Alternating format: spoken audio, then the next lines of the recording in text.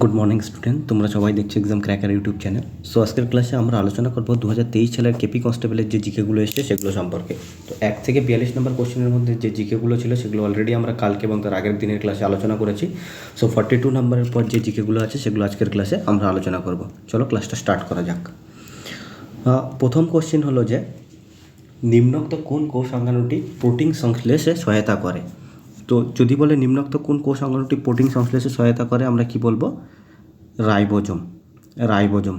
এই প্রোটিন সংশ্লেষ মানে কোথায় প্রোটিন তৈরি হয়। অ্যাকচুয়ালি প্রোটিন সংশ্লেষ মানে বলতে চেয়েছে যে এদের মধ্যে কোন কোষ অঙ্গাণুটি প্রোটিন তৈরি করে, তাহলে কি বলবে? রাইবোজোম। সেই জন্য রাইবোজোমকে কী বলা হয়? Protein factory of the cell. রাইবোজোমকে কী বলা হয়? Protein factory of the cell, মানে কোষের প্রোটিন ফ্যাক্টরি বলে। যদি বলে কোষের প্রোটিন ফ্যাক্টরি কাকে বলে? Protein factory. কোষের প্রোটিন ফ্যাক্টরি কাকে বলে? আমরা কি বলবো? রাইবোজোমকে কোষের প্রোটিন ফ্যাক্টরি বলা হয়। রাইবোজোমকে কোষের প্রোটিন ফ্যাক্টরি বলা হয়। তাহলে প্রোটিন ফ্যাক্টরি কাকে বলে? কোষের। কি বলবে? রাইবোজোমকে। তাহলে প্রোটিন সংশ্লেষ কোথায় হয়? কি বলবে? রাইবোজোমে। কোষের কোন কোষ অঙ্গাণুটি প্রোটিন সংশ্লেষে সহায়তা করে? কি বলবে? রাইবোজোম। এছাড়াও তোমরা এখানে আরেকটা অপশন দেখছো, লাইসোজোম। যদি বলে কোষের আত্মঘাতী থলি কাকে বলে? কোষের আত্মঘাতী থলি কাকে বলে? কোষের আত্মঘাতী থলি। যদি বলে কোষের আত্মঘাতী থলি কাকে বলে, তোমরা কি বলবে? লাইসোজোমকে কোষের আত্মঘাতী থলি বলা হয়। এই লাইসোজোমকে কোষের আত্মঘাতী থলি এই কারণে বলা হয়, কারণ যখন কোনো একটা কোষ ড্যামেজ হয়ে যায়, মানে নষ্ট হয়ে যায়, তখন লাইসোজোম কী করে? লাইসোজোম এনজাইম রিলিজ করে, মানে লাইসোজোম থেকে এনজাইম বেরোয়। আর সেই এনজাইমগুলো কী করে? ওই কোষটাকে পুরোপুরিভাবে নষ্ট করে দেয়। সেই জন্যই আমরা লাইসোজোমকে কী বলি? কোষের আত্মঘাতী থলি।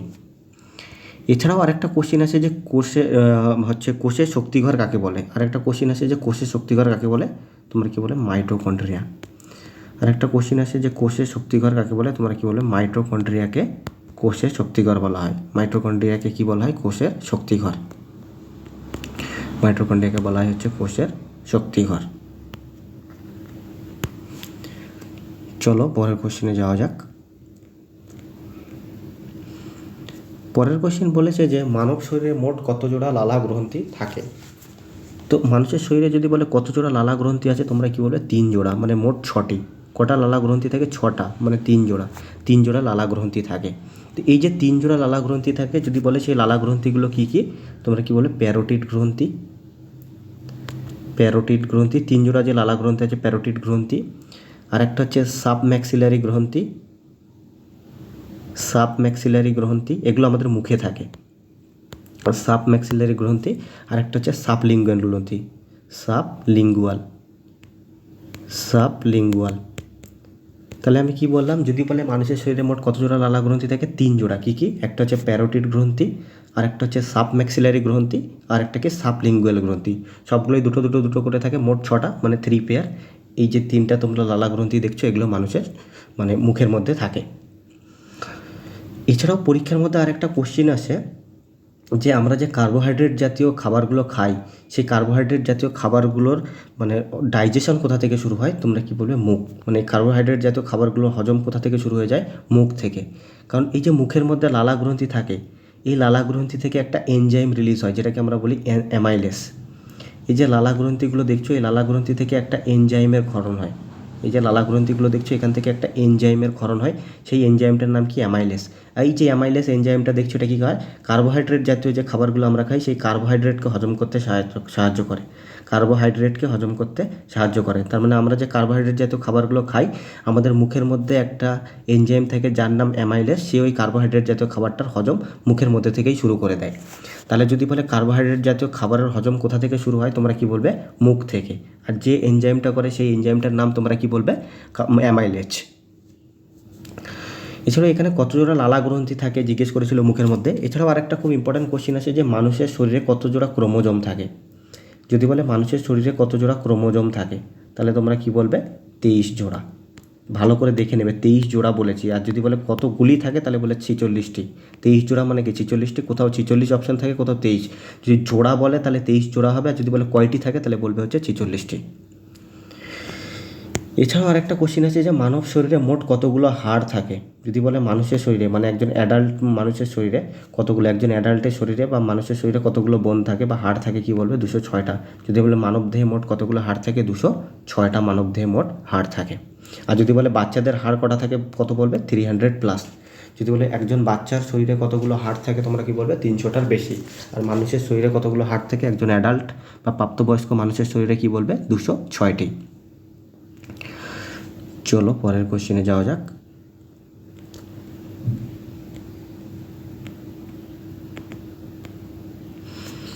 পরের কোশ্চেন বলেছে যে পটাশিয়ামের রাসায়নিক সংকেত কী, মানে কেমিক্যাল ফর্মুলা। পটাশিয়ামের কেমিক্যাল ফর্মুলা জিজ্ঞেস করেছে। সবাই জানো পটাশিয়ামের কেমিক্যাল ফর্মুলা হচ্ছে কে। পটাশিয়ামের কেমিক্যাল ফর্মুলা কি কে। আর যে পি দেখছো পিতে কি ফসফরাস। যদি বলে ফসফরাসের কেমিক্যাল ফর্মুলা কি, কি বলবে পি। যদি বলে সোডিয়ামের কেমিক্যাল ফর্মুলা কি Na। যদি তোমাদের বলে সোডিয়ামের কেমিক্যাল ফর্মুলা কী হবে তোমরা কি বলে সোডিয়ামের কেমিক্যাল ফর্মুলা হচ্ছে Na। যদি বলে ফসফরাসের কেমিক্যাল ফর্মুলা কি পি। আর যদি বলে পটাশিয়ামের কেমিক্যাল ফর্মুলা কি কে। এটা তো কেমিক্যাল ফর্মুলা গেল, মানে রাসায়নিক সংকেত। কেমিক্যাল ফর্মুলার বাংলা কি রাসায়নিক সংকেত, এগুলো তো রাসায়নিক সংকেত গেল। এবার যদি বলে সোডিয়ামের পারমাণবিক সংখ্যা কত, কি বলবে 11। যদি বলে ফসফরাসের পারমাণবিক সংখ্যা কত, কি বলবে 15।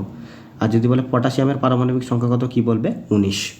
এটাও জিজ্ঞেস করে। তাহলে কি বললাম, যদি সোডিয়ামের পারমাণবিক সংখ্যা জিজ্ঞেস করে কি বলবে 11। আর যদি বলে সোডিয়ামের রাসায়নিক সংকেত কি Na। ফসফরাসের পারমাণবিক সংখ্যা যদি জিজ্ঞেস করে কি বলবে 15। আর ফসফরাসের রাসায়নিক সংকেত পি। আর যদি বলে পটাশিয়ামের পারমাণবিক সংখ্যা কত তোমরা কি বলবে 19। আর যদি বলে পটাশিয়ামের রাসায়নিক সংকেত কি কে। এছাড়াও তোমরা যে এখানে দেখছো সোডিয়াম আর পটাশিয়ামকে কি করা হয়, কেরোসিনের নিচে ডুবিয়ে রাখা হয়। কেরোসিনের নিচে ডুবিয়ে রাখা হয়। কেরোসিনের নিচে ডুবিয়ে রাখা হয়।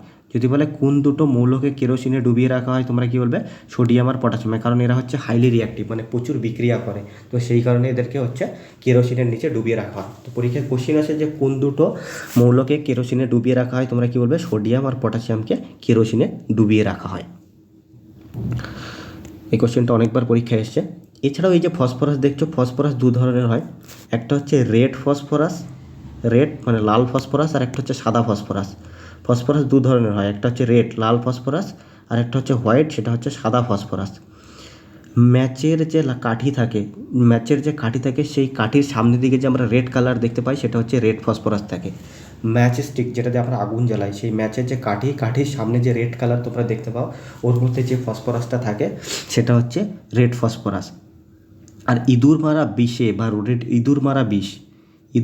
বিষ বা যেটাকে আমরা আর একটা ভাষায় কী বলি রোডেন্টিসাইড, ইঁদুর মারা বিষ বা রোডেন্টিসাইড, সেটা কী দিয়ে তৈরি হয়, সেটা হচ্ছে হোয়াইট ফসফরাস দিয়ে তৈরি হয়, বা ওটার মধ্যে হোয়াইট ফসফরাস থাকে। ইঁদুর মারা বিষ বা রোডেন্টিসাইড। যদি বলে ইঁদুর মারা বিষ বা হোয়াইট ফসফরাস কোথায় ইউজ করা হয় তোমরা কী বলবে ইঁদুর মারা বিষে বা রোডেন্টিসাইডে কি ইউজ করা হয় সাদা ফসফরাস বা হোয়াইট ফসফরাস। আর ম্যাচের যে কাঠি থাকে সেখানে হচ্ছে লাল ফসফরাস ইউজ করা হয় বা ব্যবহার করা হয়। এছাড়াও একটা কোশ্চেন আছে যে সবচেয়ে হালকা ধাতুর নাম কি। এছাড়াও যদি কোশ্চেন জিজ্ঞেস করে যে সবচেয়ে হালকা ধাতুর নাম কি, সবচেয়ে হালকা ধাতু তোমরা কি বলবে হাইড্রোজেন। সবথেকে হালকা ধাতুর নাম কি তোমরা কি বলবে হাইড্রোজেন। আর যদি বলে সবচেয়ে ভারী ধাতুর নাম কি তোমরা কি বলবে অসমিয়াম। এই কোশ্চেনটাও পরীক্ষায় আসে, সবচেয়ে ভারী ধাতু কি অসমিয়াম। যদি বলে সবচেয়ে ভারী ধাতুর নাম কি তোমরা কি বলবে সবচেয়ে ভারী ধাতু হলো অসমিয়াম। আর যদি বলে সবথেকে হালকা ধাতুর নাম কি, সবথেকে হালকা ধাতু হলো হাইড্রোজেন। চলো পরের কোশ্চেনে যাওয়া যাক। পরের কোশ্চেন হলো যে গ্রানাইট কোন ধরনের শিলার উদাহরণ। তো মেনলি আগে এটা জেনে রাখো, মেনলি হচ্ছে 3 ধরনের শিলা থাকে। একটা হচ্ছে আগ্নেয় শিলা, একটা হচ্ছে পাললিক শিলা, আর একটা হচ্ছে রূপান্তরিত শিলা। তো এই যে আগ্নেয় শিলা, পাললিক শিলা, রূপান্তরিত শিলা হচ্ছে মেনলি 3 ধরনের শিলা। তো এবার এই আগ্নেয় শিলা কীভাবে তৈরি হয়, মাটির নিচ থেকে যখন লাভার ম্যাগমাগুলো বাইরে বেরিয়ে আসার পর ওই লাভার ম্যাগমাগুলো ঠান্ডা হয়, মানে শীতল হয়ে যাওয়ার পর জমে যাওয়ার পর শক্ত হয়ে যে শিলার ফর্মেশন করে বা যে শিলা তৈরি করে সেটাকে আমরা বলি আগ্নেয় শিলা। তো পরীক্ষায় এবার ডাইরেক্টলি কোশ্চেন আসবে যে আগ্নেয় শিলার উদাহরণ দাও। তো আগ্নেয় শিলার যেই উদাহরণ দুটো পরীক্ষায় সবথেকে বেশি জিজ্ঞেস করে, একটা হচ্ছে গ্রানাইট আর একটা হচ্ছে ব্যাসল্ট। ডাইরেক্টলি জিজ্ঞেস করবে গ্রানাইট কোন শিলার উদাহরণ, তোমরা কি বলবে আগ্নেয় শিলা। ডাইরেক্টলি পরীক্ষায় কোশ্চেন আসবে যে ব্যাসল্ট কী শিলার উদাহরণ, তোমরা কি বলবে আগ্নেয় শিলা। বা এবার উল্টো কোশ্চেন আসে বলে এদের মধ্যে কোনটা আগ্নেয় শিলার উদাহরণ, তোমরা কি বলবে অপশানে গ্রানাইট থাকলে গ্রানাইট ঠিক হবে, যদি ব্যাসল্ট থাকে ব্যাসল্টও ঠিক হবে। এরপর তোমরা দেখছো পাললিক শিলা কীভাবে তৈরি হয়, পলি সঞ্চিত হয়ে যে শিলা তৈরি করে, যে পলিগুলো থাকে সেই পলিগুলো সঞ্চিত হয়ে যে শিলার তৈরি করে সেই শিলাটাকে আমরা বলি পাললিক শিলা। এবার পরীক্ষায় কোশ্চেন আসবে যে পাললিক শিলার উদাহরণ দাও, তোমরা কি বলবে? বেলে পাথর। বেলে পাথর, যদি বলে বেলে পাথর কিসের এক্সাম্পল, তোমরা কি বলবে? পাললিক শিলা। তারপর শেল, যদি জিজ্ঞেস করে শেল কিসের উদাহরণ, তোমরা কি বলবে? পাললিক শিলা। আর একটা হচ্ছে কোয়ার্টস, খুব ইম্পর্টেন্ট, পরীক্ষায় খুব জিজ্ঞেস করে। যদি বলে বেলে পাথর কোন শিলার উদাহরণ, কি বলবে? পাললিক শিলা। বেলে পাথর পাললিক শিলা। যদি বলে শেল কোন শিলার উদাহরণ, পাললিক শিলা। যদি বলে কোয়ার্টস কী শিলার উদাহরণ, পাললিক শিলা। এছাড়াও তোমরা এখানে আরেকটা দেখছো রূপান্তরিত শিলা। রূপান্তরিত শিলা কিভাবে তৈরি হয়? এই যে তোমরা আগ্নেয়শিলা আর পাললিক শিলা দেখছো, এই আগ্নেয়শিলা আর পাললিক শিলার মধ্যে যখন অত্যাধিক চাপ এবং অত্যাধিক তাপে রাসায়নিক বিক্রিয়া ঘটে, তার ফলে এক ধরনের শিলা ঘটে। এই আগ্নেয়শিলা আর পাললিক শিলার মধ্যে অত্যাধিক চাপ, তাপ এবং রাসায়নিক বিক্রিয়ার ফলে আরেক ধরনের নতুন টাইপের শিলা তৈরি হয়, যেই শিলাটাকে আমরা কি বলবে? রূপান্তরিত শিলা। এবার পরীক্ষায় যদি কোশ্চেন আসে রূপান্তরিত শিলার উদাহরণ দাও, তোমরা কি বলবে? রূপান্তরিত শিলার উদাহরণ হচ্ছে স্লেট, মার্বেল, সিস্ট। স্লেট, যদি বলে স্লেট কী ধরনের শিলা? রূপান্তরিত শিলা। যদি বলে মার্বেল কী ধরনের শিলা? রূপান্তরিত শিলা। আর যদি বলে সিস্ট কী ধরনের শিলা? রূপান্তরিত শিলা। যদি বলে স্লেট কী ধরনের শিলা, কি বলবে? রূপান্তরিত শিলা। স্লেট হচ্ছে রূপান্তরিত শিলা। মার্বেল কী ধরনের শিলা? রূপান্তরিত শিলা। আর যদি বলে সিস্ট কী ধরনের শিলা, কি বলবে? রূপান্তরিত শিলা। চলো পরের কোশ্চেনে যাওয়া যাক। পরের কোশ্চেন হলো যে মোহাম্মদ বিন তুগলক তার রাজধানী দিল্লি থেকে কোথায় স্থানান্তরিত করেছিলেন? তো মোহাম্মদ বিন তুগলক দিল্লি থেকে তার রাজধানী কোথায় স্থানান্তরিত করেছিলেন যদি আসে, কি বলবে? দিল্লি থেকে দেবগিরি, বা এখানে দেবগিরি না থেকে দৌলতাবাদও থাকতে পারতো, যেটা ঠিক সেটাই, মানে যেটা লেখা থাকবে সেটাই ঠিক, দৌলতাবাদ। যদি বলে মোহাম্মদ বিন তুগলক তার রাজধানী দিল্লি থেকে কোথায় স্থানান্তরিত করেন, মোহাম্মদ বিন তুগলক তার রাজধানী দিল্লি থেকে দেবগিরি বা দৌলতাবাদে তার রাজধানী স্থানান্তর করেন। আর যদি বলে এই দেবগিরি বা দৌলতাবাদটা কোথায়, তোমরা কি বলবে? মহারাষ্ট্র। যদি বলে এই দেবগিরি বা দৌলতাবাদটা কোথায়, তোমরা কি বলবে? এই দেবগিরি বা দৌলতাবাদ কোন রাজ্যে, তোমরা কি বলবে? মহারাষ্ট্র। এছাড়াও চলো মোহাম্মদ বিন তুগলক সম্পর্কে কিছু ইনফরমেশন নেওয়া যাক। এই যে মোহাম্মদ বিন তুগলক তোমরা দেখছো, এই মোহাম্মদ বিন তুগলক তামার মুদ্রার প্রচলন করেছিলেন, যেটাকে আমরা বলতাম জিতল। তামার মুদ্রার প্রচলন শুরু করেছিলেন, যেটাকে কি বলা হয়? জিতল। তাহলে যদি পরীক্ষায় কোশ্চেন আসে যে মোহাম্মদ বিন তুগলক কিসের মুদ্রার প্রচলন করেছিলেন? তামার মুদ্রা। বা এটাও কোশ্চেন আসতে পারে যে মোহাম্মদ বিন তুগলক যে তামার মুদ্রার প্রচলন করেছিলেন সেটার নাম কি ছিল, তোমরা কি বলবে? জিতল। মোহাম্মদ বিন তুগলক যে তামার মুদ্রার প্রচলন করেছিলেন সেটার নাম কি? সেটার নাম হচ্ছে জিতল। এছাড়াও কোশ্চেন আসে যে মোহাম্মদ বিন তুগলকের আসল নাম কি? যদি জিজ্ঞেস করে মোহাম্মদ বিন তুগলকের আসল নাম কি, তোমরা কি বলবে? জুনা খাঁ। মোহাম্মদ বিন তুগলকের যদি আসল নাম জিজ্ঞেস করে, তোমরা কি বলবে? জুনা খান। মোহাম্মদ বিন তুগলকের আসল নাম হচ্ছে জুনা খাঁ। এছাড়াও আরেকটা কোশ্চেন আসে যে মোহাম্মদ বিন তুগলকের টাইমে একজন পর্যটক ভারতে এসেছিলেন, তার নাম ইবন বতুতা। যদি বলে ইবন বতুতা কার সময় ভারতে এসেছিলেন, যদি বলে ইবন বতুতা কার সময় ভারতে এসেছিলেন, তোমরা কি বলবে? মোহাম্মদ বিন তুগলক। তারপরে কোশ্চেন আসে যে ইবন বতুতা কোথাকার পর্যটক ছিলেন, তোমরা কি বলবে? মরক্কো। মরক্কো। মরক্কো। যদি বলে ইবন বতুতা কার টাইমে ভারতে এসেছিলেন, ইবন বতুতা হচ্ছে মোহাম্মদ বিন তুগলকের টাইমে ভারতে এসেছিলেন। যদি বলেন ইবন বতুতা কোথাকার পর্যটক ছিলেন, তোমরা কি বলবে? মরক্কো।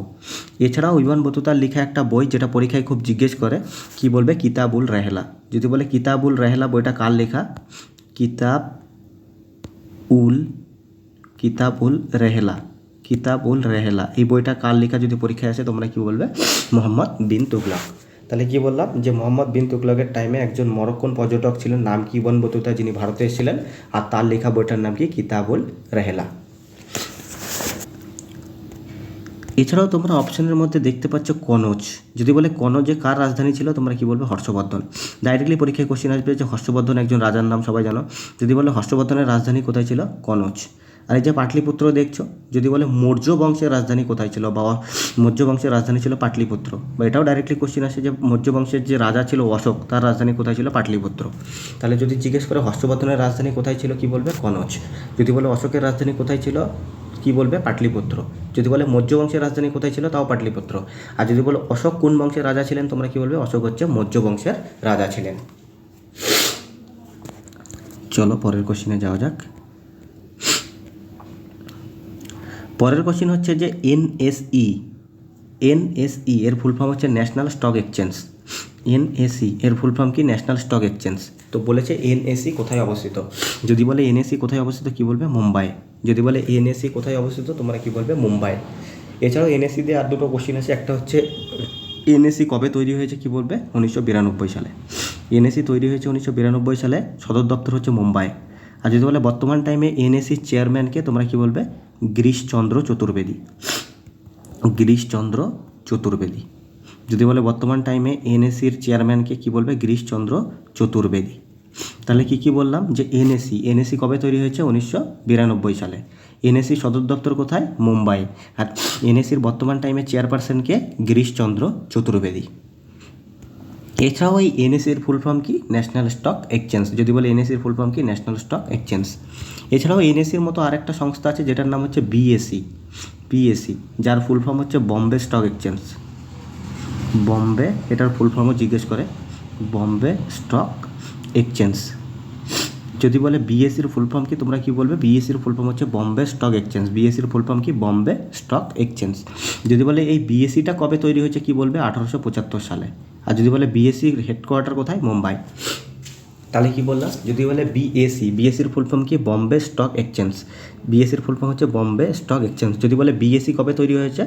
1875 সালে। বিএসি কবে তৈরি হয়েছে? 1875 সালে। আর যদি বলে বিএসির সদর দপ্তর বা হেডকোয়ার্টার কোথায়? মুম্বাই। এছাড়াও যদি জিজ্ঞেস করে যে বিএসসির বর্তমান টাইমে চেয়ারপারসনকে, বর্তমান টাইমে বিএসসির চেয়ারপারসন হচ্ছে প্রমোদ আগরওয়াল। বর্তমান টাইমে বিএসসির চেয়ারম্যানকে প্রমোদ আগরওয়াল। বর্তমান টাইমে যদি বিএসসির চেয়ারপারসন বা চেয়ারম্যানকে প্রমোদ আগরওয়াল। যদি বলে বর্তমান টাইমে বিএসসির চেয়ারম্যানকে, তোমরা কি বলবে? বর্তমান টাইমে বিএসসির চেয়ারম্যান হচ্ছে প্রমোদ আগরওয়াল। বম্বে স্টক এক্সচেঞ্জের ফুল ফর্ম। এছাড়াও এই যে এনএসি বিএসসি, এদেরকে যে সংস্থাটা কন্ট্রোল করে তার নাম হচ্ছে সেবি। খুব ইম্পর্টেন্ট নাম, তোমরা আগেও শুনেছো সেবি। যদি বলে এই সেবির ফুল ফর্ম কি? তোমরা কি বলবে? Security exchange board of India. Security and exchange board of India. যদি বলে সেবির ফুল ফর্ম কি? তোমরা কি বলবে? Security and exchange board of India. Security and exchange board of India, সেবির ফুল ফর্ম। এবার পরীক্ষায় কোশ্চিন আসে যে সেবির সদর দপ্তর কোথায়? তোমরা কি বলবে? সেবির সদর দপ্তর হচ্ছে মুম্বাই।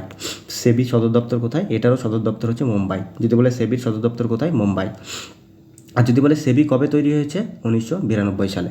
আর যদি বলে সেবির বর্তমান টাইমে হেডকে? মাধবী পুরী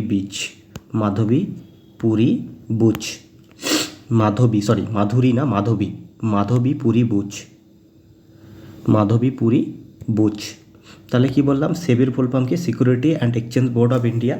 তৈরি কবে হয়েছে? 1992 সালে। সেবির সদর দপ্তর কোথায়? মুম্বাই। আর বর্তমান টাইমে সেবির হেডকে? মাধবী পুরী বুচ। চলো পরের কোশ্চিনে যাওয়া যাক। পরের কোশ্চিন হলো যে বাংলা উপন্যাস কালবেলা রচয়িতাকে। যদি জিজ্ঞেস করে বাংলা উপন্যাস কালবেলা রচয়িতাকে, তোমরা কি বলে? সমরেশ মজুমদার। যদি বলে বাংলা উপন্যাস কালবেলা এর রচয়িতাকে, তোমরা কি বলে? সমরেশ মজুমদার। এছাড়াও সমরেশ মজুমদারের লেখা কয়েকটা বই যেগুলো পরীক্ষায় খুব জিজ্ঞেস করে। যদি জিজ্ঞেস করে কালপুরুষ, যেরকম কালবেলা সমরেশ মজুমদার। তারপর যদি জিজ্ঞেস করে কালপুরুষের রচয়িতাকে, কালপুরুষের রচয়িতাও হলো সমরেশ মজুমদার। তারপর কোশ্চিন আছে সিংহবাহিনী। যদি বলে সিংহবাহিনী এর রচয়িতাকে কি বলবে? সিংহবাহিনীর রচয়িতাও হচ্ছে সমরেশ মজুমদার। এছাড়াও আরেকটা কোশ্চিন আছে অর্জুন সমগ্র। যদি বলে অর্জুন সমগ্র এর রচয়িতাকে, তোমরা কি বলবে? অর্জুন সমগ্র রচয়িতা হচ্ছে সমরেশ মজুমদার। অর্জুন সমগ্র। তাহলে যদি বলে সমরেশ মজুমদারের লেখা কয়েকটা বইয়ের নাম লেখো, কি বলে? কালপুরুষ। যদি বলে কালপুরুষ, এই বইটা কার লেখা? কালপুরুষ বইটা হচ্ছে সমরেশ মজুমদারের লেখা। এছাড়াও আরেকটা কি? সিংহবাহিনী। যদি বলে এই সিংহবাহিনী বইটা কার লেখা? তোমরা কি বলবে? সমরেশ মজুমদার। আরেকটা কি বললাম? অর্জুন সমগ্র। যদি বলে এই অর্জুন সমগ্র বইটা কার লেখা? তোমরা কি বলবে? সমরেশ মজুমদার। এছাড়াও তোমরা এখানে আর একটা অপশন দেখছো সমরেশ বসু। সমরেশ বসু জিজ্ঞেস করা একটা বই পরীক্ষায় খুব জিজ্ঞেস করে, লেখা একটা বই পরীক্ষায় খুব জিজ্ঞেস করে কি? প্রজাপতি। যদি বলে প্রজাপতি এই বইটা কার লেখা? প্রজাপতি বইটা কার লেখা? সমরেশ বসু। যদি বলে প্রজাপতি বইটা কার লেখা? তোমরা কি বলবে? সমরেশ বসু। এছাড়াও পরীক্ষায় জিজ্ঞেস করে যে ব্যোমকেশ কার লেখা? ব্যোমকেশ। যদি জিজ্ঞেস করে ব্যোমকেশ কার লেখা, তোমরা কি বলবে? শরদিন্দু বন্দ্যোপাধ্যায়। যদি বলে ব্যোমকেশ কার লেখা, তোমরা কি বলবে? শরদিন্দু বন্দ্যোপাধ্যায়। যদি বলে ব্যোমকেশ কার লেখা, কি বলবে? শরদিন্দু বন্দ্যোপাধ্যায়। ব্যোমকেশ হচ্ছে শরদিন্দু বন্দ্যোপাধ্যায়ের লেখা। ব্যোমকেশ কার লেখা? শরদিন্দু বন্দ্যোপাধ্যায়। এছাড়াও জিজ্ঞেস করে অরণ্যক কার লেখা? অরণ্যক হচ্ছে বিভূতিভূষণ বন্দ্যোপাধ্যায়ের লেখা। যদি বলে অরণ্যক কার লেখা, তোমরা কি বলবে? বিভূতিভূষণ বন্দ্যোপাধ্যায়। যদি বলে অরণ্যক কার লেখা তোমরা কি বলবে বিভূতিভূষণ বন্দ্যোপাধ্যায়ের লেখা হচ্ছে অরণ্যক। আর যদি অরণ্যের অধিকার বলে তাহলে কিন্তু মহেশ্বেতা দেবী হবে। অরণ্যক কার লেখা, অরণ্যক হচ্ছে বিভূতিভূষণ বন্দ্যোপাধ্যায়, কিন্তু যদি বলে অরণ্যের অধিকার তখন হবে মহেশ্বেতা দেবী। এছাড়াও ঘরে বাইরে, ঘরে বাইরে, গোরা, ঘরে বাইরে, গোরা, চোখের বালি, যদি বলে এই উপন্যাসগুলি কার লেখা কি বলবে রবীন্দ্রনাথ ঠাকুর। ঘরে বাইরে, গোরা, চোখের বালি, ঘরে বাইরে, গোরা, চোখের বালি, এই উপন্যাসগুলো কার লেখা কি বলবে রবীন্দ্রনাথ ঠাকুর। ঘরে বাইরে, গোরা, চোখের বালি কার লেখা রবীন্দ্রনাথ ঠাকুর। যদি বলে ঘরে বাইরে কার লেখা রবীন্দ্রনাথ ঠাকুরের। যদি বলে গোরা কার লেখা কি বলবে গোরাও রবীন্দ্রনাথ ঠাকুরের। যদি বলে চোখের বালি কার লেখা কি বলবে রবীন্দ্রনাথ ঠাকুরের। চলো পরের কোশ্চেনে যাওয়া যাক। পরের কোশ্চেন হলো যে ইম্পেরিয়াল ব্যাংক অফ ইন্ডিয়ার বর্তমান নাম কি। চলো জেনে নেওয়া যাক।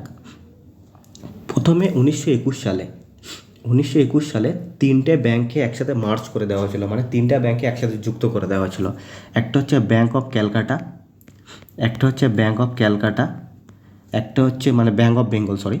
1921 সালে তিনটা ব্যাংকে যুক্ত করে দেওয়া হয়েছিল। একটা হচ্ছে ব্যাংক অফ বেঙ্গল, একটা হচ্ছে ব্যাংক অফ বেঙ্গল, একটা হচ্ছে ব্যাংক অফ মাদ্রাস, একটা হচ্ছে ব্যাংক অফ মাদ্রাস, আর একটা হচ্ছে bank of Bombay.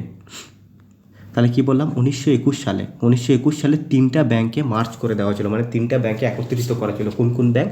Bank of Bengal, bank of Madras এবং ব্যাংক অফ বম্বে। এই তিনটা ব্যাংকে একত্রিত করে নাম করে দেওয়া হয়েছিল হচ্ছে ইম্পেরিয়াল ব্যাংক অফ ইন্ডিয়া। এই তিনটা ব্যাংকে একত্রিত করে কি নাম করে দেওয়া হয়েছিল ইম্পেরিয়াল ব্যাংক অফ ইন্ডিয়া। তাহলে যদি বলে ইম্পেরিয়াল ব্যাংক অফ ইন্ডিয়া কবে তৈরি হয়েছিল 1921 সালে। কোন কোন ব্যাংক নিয়ে ইম্পেরিয়াল ব্যাংক অফ ইন্ডিয়া তৈরি করা হয়েছিল? Bank of Bengal, bank of Madras and bank of Bombay. এই তিনটা ব্যাংকে মার্চ করে ইম্পেরিয়াল ব্যাংক অফ ইন্ডিয়া তৈরি করা হয়েছিল। তারপর 1 জুলাই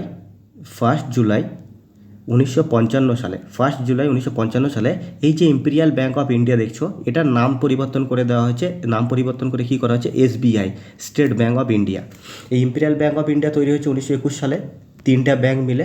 তারপর 1 জুলাই 1955 সালে এই ইম্পেরিয়াল ব্যাংক অফ ইন্ডিয়ার নাম পরিবর্তন করে কী করে দেওয়া হয়েছিল? SBI, state Bank of India. তো ওটাই জিজ্ঞেস করেছে যে ইম্পেরিয়াল ব্যাংক অফ ইন্ডিয়ার বর্তমান নাম কি? State Bank of India. আর যদি বলে ইম্পেরিয়াল ব্যাংক অফ ইন্ডিয়ার নাম চেঞ্জ করে স্টেট ব্যাংক অফ ইন্ডিয়া কবে করা হয়েছে? 1 জুলাই 1955 সালে। খুব ইম্পর্টেন্ট কোশ্চেন। 1 জুলাই 1955 সালে ইম্পেরিয়াল ব্যাংক অফ ইন্ডিয়ার নাম পরিবর্তন করে স্টেট ব্যাংক অফ ইন্ডিয়া করা হয়েছে। এবার পরীক্ষায় কোশ্চেন আছে যে এই যে স্টেট ব্যাংক অফ ইন্ডিয়া দেখছো কবে তৈরি হয়েছে? তাহলে বললাম 1 জুলাই 1955 সালে। যদি বলে স্টেট ব্যাংক অফ ইন্ডিয়া কবে তৈরি হয়েছে কি বলবে? 1 জুলাই 1955 সালে। এছাড়াও কোশ্চেন আছে যে স্টেট ব্যাংক অফ ইন্ডিয়ার হেডকোয়ার্টার কোথায়? তোমরা কি বলবে? মুম্বাই। যদি পরীক্ষায় কোশ্চেন আসে যে স্টেট ব্যাংক অফ ইন্ডিয়ার হেডকোয়ার্টার বা সদর দপ্তর কোথায়? তোমরা কি বলবে? মুম্বাই। আর বর্তমান টাইমে SBI মানে স্টেট ব্যাংক অফ ইন্ডিয়ার চেয়ারপারসনকে তোমরা কি বলবে? দীনেশ কুমার খাড়া। দীনেশ কুমার খাড়া। যদি বলে বর্তমান টাইমে যে স্টেট ব্যাংক অফ ইন্ডিয়া দেখছো, বর্তমান টাইমে যে স্টেট ব্যাংক অফ ইন্ডিয়া দেখছো তার চেয়ারম্যানকে তোমরা কি বলবে? দীনেশ কুমার খাড়া হচ্ছে বর্তমান টাইমে SBI এর চেয়ারম্যান। তো আজকের ক্লাসটা আমরা এখানেই শেষ করব। যদি ক্লাসটা তোমাদের ভালো লেগে থাকে তো অবশ্যই ভিডিওতে লাইক, কমেন্ট এবং শেয়ার করে দেবে এবং চ্যানেলটাকে সাবস্ক্রাইব করে নেবে। Thank you.